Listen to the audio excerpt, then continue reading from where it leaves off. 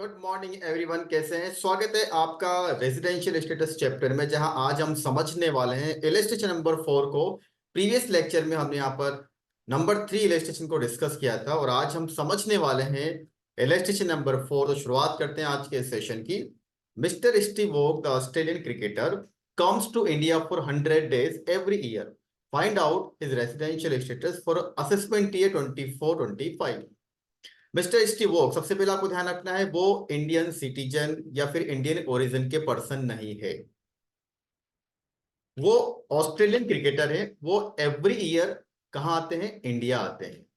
और assessment year 24-25 के लिए हमें उनका रेजिडेंशियल स्टेटस यहाँ पर डिसाइड करना है। तो सबसे पहले, जैसे आपको पता है कि हम क्या चेक करते हैं, हमें यहाँ पर सबसे पहले चेक करना होता है कि एक इंडिविजुअल को यहाँ पर रेजिडेंशियल स्टेटस बताने के लिए हमें कौन सी कंडीशन को यहाँ पर चेक करना होता है।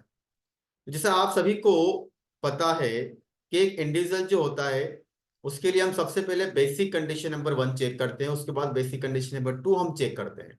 तो बेसिक कंडीशन नंबर 1 क्या है? तो बेसिक कंडीशन नंबर 1 क्या होती है? 182 डे। सबसे पहले आप देखिए हमारा प्रीवियस ईयर यहाँ पर मिस्टर स्टीव वॉक के लिए प्रीवियस ईयर क्या रहेगा? 2023-2024। हम यहाँ पर असेसमेंट ईयर 24-25 के लिए कैलकुलेशन कर रहे हैं।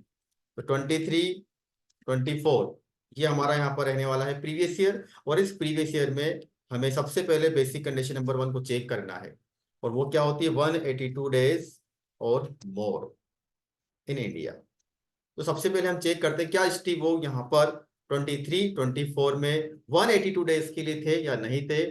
जैसा क्वेश्चन में आपको दिया हुआ है कि वो एवरी ईयर 100 डेज के लिए आते हैं, इसका मतलब वो फर्स्ट बेसिक कंडीशन को फुलफिल नहीं कर पाए। क्या हमारे पास सेकंड बेसिक कंडीशन का ऑप्शन है? क्योंकि ये एक्सेप्शन में कवर नहीं होते हैं, 3 एक्सेप्शन सेक्शन 6 सब सेक्शन 1 के अंदर हमें यहाँ पर दिए हुए हैं, जहां पर हमें केवल बेसिक कंडीशन नंबर 1 ही अवेलेबल होती है। चूंकि यहाँ पर ये एक्सेप्शन वाले पॉइंट में कवर नहीं हो रहे हैं, इसका मतलब सेकंड जो बेसिक कंडीशन है वो क्या होती है? 60 days in previous year, relevant previous year, and 365 days 365 days in preceding 4 year. Okay, चलिए अब हम चेक करते हैं यहाँ पर क्या स्टीव वॉक यहाँ पर सेकेंड बेसिक कंडीशन को फुलफिल कर पा रहे हैं। तो आप देखिए, हम चेक कर रहे हैं यहाँ पर क्या वो फुलफिल कर पा रहे हैं। चलिए हम चेक करते हैं। देखिए 24-25 मतलब 23-24 में वो एवरी ईयर 100 डेज के लिए आ रहे हैं। तो 100 डेज के लिए वो 23-24 में आए हैं। अब हमें ये चेक करना है कि उन्होंने प्रीवियस ईयर में 60 डेज वाली कंडीशन तो फुलफिल कर दी, ये हमारी रिलेवेंट प्रीवियस ईयर है। 23 ये हमारा रिलेवेंट प्रीवियस ईयर है। अब इस रिलेवेंट प्रीवियस ईयर के जस्ट पहले के 4 इयर्स में हमें क्या चेक करना है कि क्या वो 365 दिन के लिए इंडिया में थे। जैसा क्वेश्चन में आपको साफ साफ दिया हुआ है कि वो एवरी ईयर यहाँ पर कितने दिनों के लिए आते हैं? 100 डेज के लिए इंडिया आ रहे हैं। जब वो 100 दिनों के लिए इंडिया में आ रहे हैं, इसका मतलब प्रीवियस 4 इयर्स में, सबसे पहले आप चाहे तो यहाँ पर लिख सकते हैं 22-23, ये हमारे प्रीसीडिंग 4 इयर्स में पहला ईयर होगा। उसके बाद 21, 22, 21 एंड 19-20। ठीक है, आप देख सकते हैं इसको यहाँ पर 19-20-20-21-21-22, ये होगा आपको यहाँ पर 21-20-21-22-23, और एक और ईयर आपका होगा इसमें यहाँ पर 19-20। ठीक है, चलिए अब हमें मालूम है यहाँ पर कि वो एवरी ईयर यहाँ पर कितने दिनों के लिए आ रहे हैं? 100 डेज के लिए यहाँ पर आ रहे हैं। जब 100 डेज के लिए वो एवरी ईयर आ रहे हैं, और हमें यहाँ पर लास्ट 4 इयर्स में चेक करना कि क्या वो 365 दिनों के लिए इंडिया में आए थे।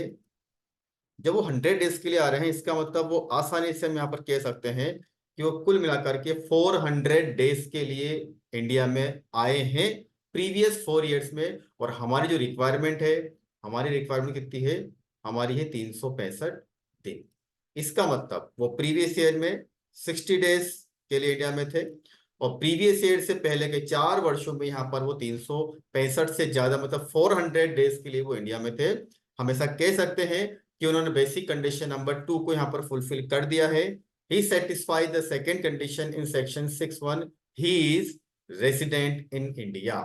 तो सबसे पहले हमने यहाँ पर डिसाइड कर लिया कि मिस्टर स्टीव वो क्या है, रेसिडेंट इन इंडिया है, रेसिडेंट इन इंडिया है। चलिए अब हम यहाँ पर चेक करते हैं, जब एक इंडिविजुअल यहाँ पर रेसिडेंट इन इंडिया हो जाता है, फिर हम उसकी 2 कैटेगरी यहाँ पर डिसाइड करते हैं, क्या वो ऑर्डिनरी रेसिडेंट है या वो not ordinary resident in India है। तो उसके लिए हमें यहाँ पर 2 एडिशनल कंडीशन हमें यहाँ पर फुलफिल करनी होती है। यदि कोई ऐसी यहाँ पर रेसिडेंट इन इंडिया हो जाता है,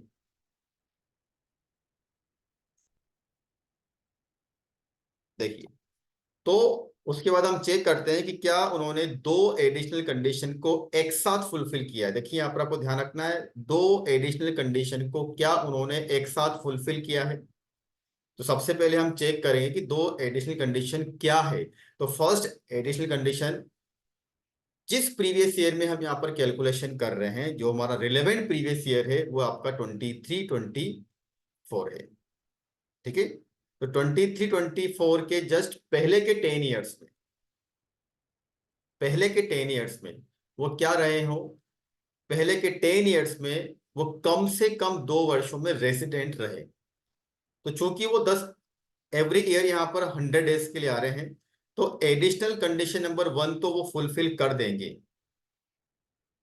वो एडिशनल कंडीशन नंबर 1 उन्होंने फुलफिल कर दी है। आप चाहे तो यहाँ पर 10 ईयर्स की कैलकुलेशन कर सकते हैं, 10 ईयर्स तक वो 100 डेज के लिए आ रहे हैं, मतलब कोई से भी 2 वर्षों में वो आराम से अच्छे से यहाँ पर आप बोल सकते हैं कि 60 डेज वो रहे हैं, और उसके पहले के 4 वर्षों में 365 रहे हैं।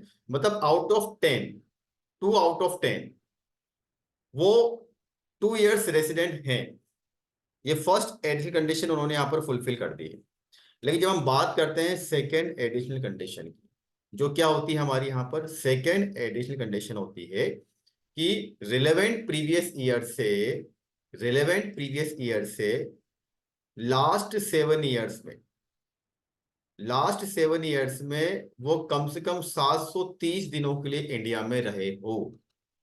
जैसा हमें यहाँ पर पता है कि वो एवरी ईयर 100 डेज के लिए आ रहे हैं, तो लास्ट 7 ईयर्स में वो केवल 700 डेज के लिए ही इंडिया में रहे। इसका मतलब he does not satisfy the minimum requirement of 730 days. तो वो सेकेंड एडिशनल कंडीशन को वो फुलफिल नहीं कर पाए।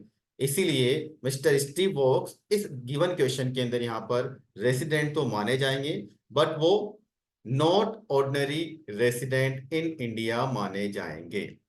तो क्लास आपको ये ध्यान रखना है कि 2 एडिशनल कंडीशन दोनों को एक साथ फुलफिल किया जाना कंपलसरी है।